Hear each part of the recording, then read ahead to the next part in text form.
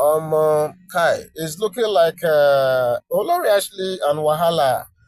It be like say it's still they turn to 5 and 6. So because every time you keep hearing one thing or the other, and it's not on a good one, on a good note, really, especially with this news that is coming out at this time. And if this story that is coming out regarding Olori Ashley is true, then I want to say this is quite unfortunate. Okay, so Olori Ashley report is said to have reportedly suffered another setback as Giesi ruling house summoned her family and threatened sanction over Queen Naomi and Tadenikawo's footprint registration, otherwise called the Ebu Ebure in Yoruba tradition. Sorry, I may not be pronouncing that very well, but I'm sure in the course of this video, I'm going to break down what that is all about, okay? So what we are hearing allegedly at this time is that Olori Ashley reportedly, has suffered another setback, big setback, because the Giesi ruling house, the elders now, have summoned her family, okay? And have even threatened to sanction her. This is not the first time we're hearing sanction when it comes to Lori Ashley.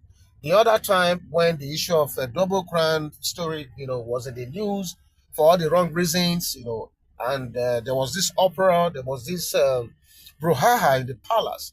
Don't forget that this same Giesi family, came out at that time allegedly, to descend heavily on her. And according to the report at that time, it was just by a stroke of luck, as it was widely reported. It took a stroke of luck for her not to have escaped banishment. Okay, so now we are in another round of something close to that now. For the revered Giesi family to come out to be inviting her family at this time. And what is this invitation all about? I'm going to break it down. Recently, there was this news that uh, when an Oni turns 50, there's usually a rite that is supposed to be consummated on behalf of the first male child. Okay, and that ceremony is supposed to take place around December, and obviously, it's like the date for it has been scheduled and the arrangement is currently ongoing. And it is said that this Ebu Ebere in Yoruba tradition is actually customary, that the first child, does it. And there are spiritual implications for this because it is purported that when this is done, in time to come, that may serve as it makes such people who have undergone that rite are usually those who they pick the onis from, that is obas from, and that is what they said the tradition is all about.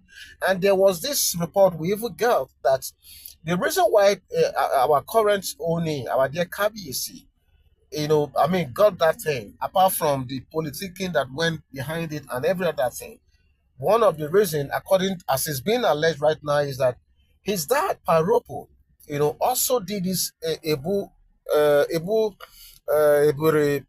right, Ebere right that we are talking about right now. He also did it on behalf of their KBC when he was still very young.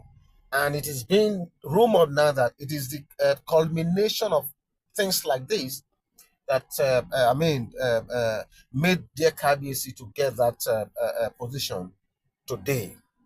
Okay, and this is the right we are talking about now. It is extremely important, and I think because Olori Ashley being because she always claims that she is the daughter of the soil, rightly so.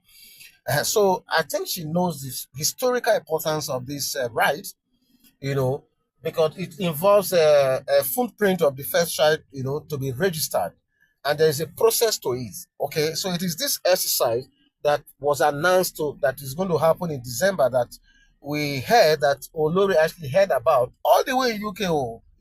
She heard about it and she jumped into the matter. Claiming that look, she too has to submit the footprint that people should come to UK so that she can also send this footprint of of her child, for registration. Because in her words, her child is a double crown prince, and she's still going back and back to that same thing that she's because I mean his father is a prince, his mother, I mean, is a princess, blah blah blah, and stuff like that. Okay, so according to the story, Olori actually was purported to have challenged the seniority of Tadenikawo over her son. Okay, and I mean, it's a situation which created so much uproar and brouhaha.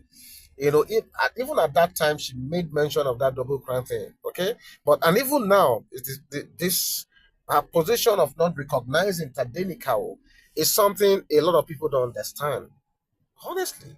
And this whole thing that is going on right now is reminiscent of that. I mean, that double crown debacle that happened some time ago. It's like she's onto that same trajectory, and for nobody knows why she's doing this.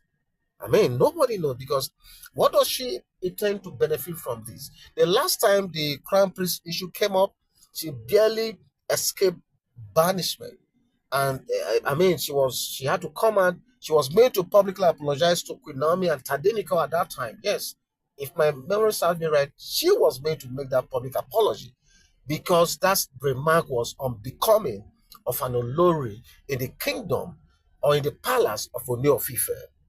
You will recall that during the Crown Prince's unfortunate remark, the Giesi ruling house also waded into the matter then, before the tension was, I mean, de-escalated at that time.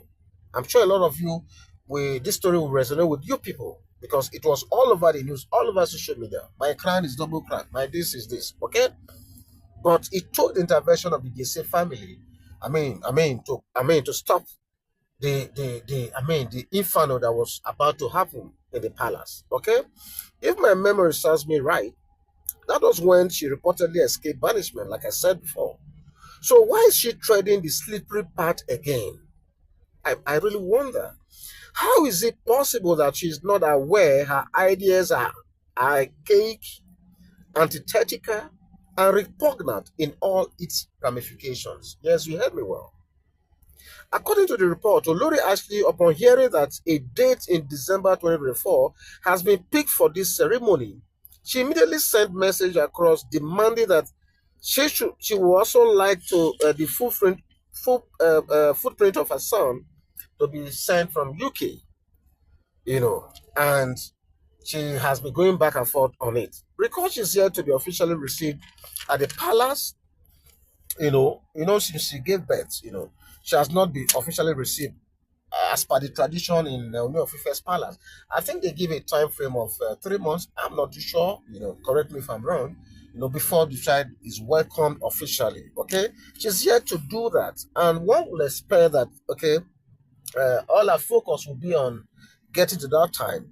Okay, before any other thing. But I'm surprised that instead of relaxing and calming down, this is the path she has chosen to go. And I know this will not end well. I can bet on this.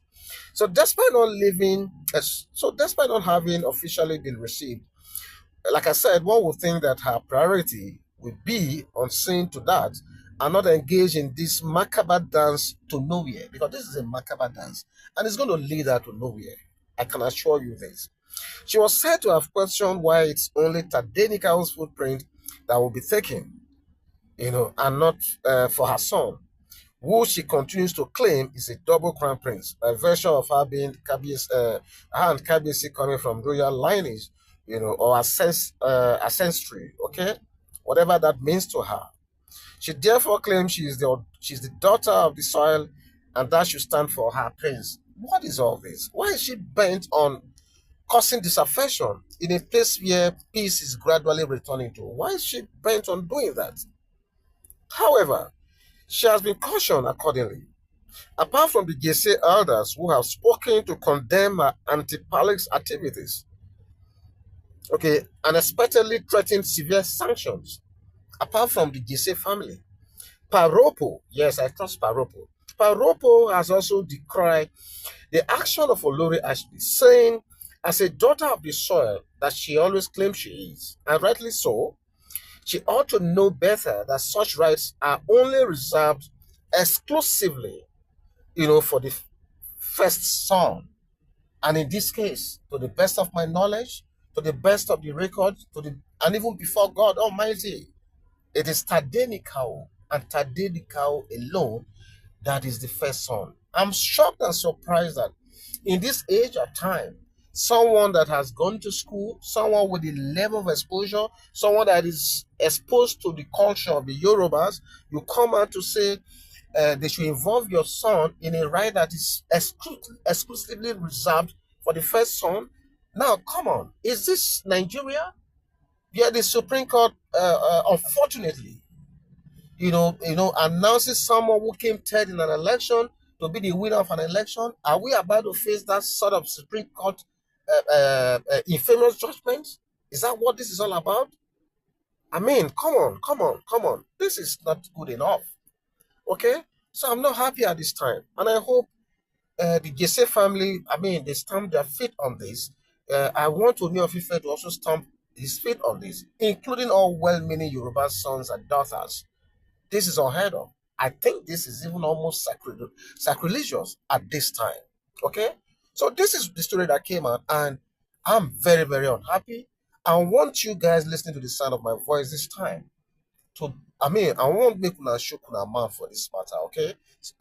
Make una shook una mouth. I want hear una opinion on this unfolding story, unfolding unfortunate story, okay? I want to hear from you guys. Please leave your comment in the comment section. I'm going to be with you soon. God bless you. Bye bye.